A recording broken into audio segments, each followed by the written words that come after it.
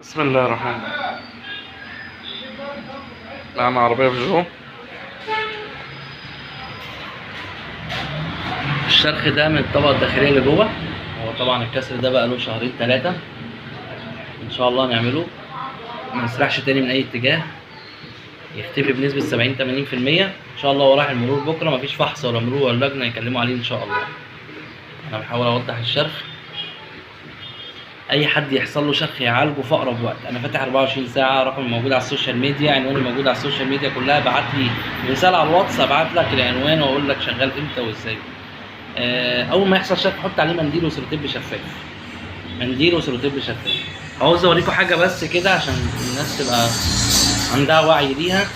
ده حاجه اسمها خربوش مساحه باين اهو. ده بيجي نتيجه ان المساحه بتشتغل بدون ميه، وده غلط. والمساحه بتشتغل على تراب، والتراب ده بيكحت، بيعمل العلامه دي بتاعت المساحه دي. بتشغل المساحه مش يبقى تشغل ميه، وتمسح التراب قبل ما تشغل المساحه. ما ترفعش المساحه عشان فيها رد فعل تكسر الازاز. لو المساحه بايظه اطرافها بالذات تتغير. المرايه اللي في النص، مرايه الصالون، ما تعلقش عليها حاجه عشان بتقع وبتاخد الازاز وبتقع وبتشرخ. ما تحطش فوطه زفر على الازاز عشان تحافظ على الازاز. مسدس الميه اللي بيبقى في المغاسل ده ما تغسلش بيه الازاز. لو هو بيغسل بيقول له بعد اذنك ما تجيبوش على الازاز الامامي بالذات يعني.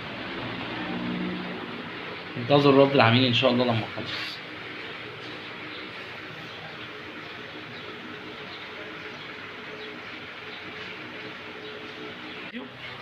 حضرتك بس هتشرح للناس اللي حصل. انا برضك يعني بدأت في التصوير عشان اطلع ان هو بيبقى فيه اثر زي الشعرايه خفيف خالص هو. يعني اللي عشان عارف مكانه، عشان خاطر باصص عليه بالظبط.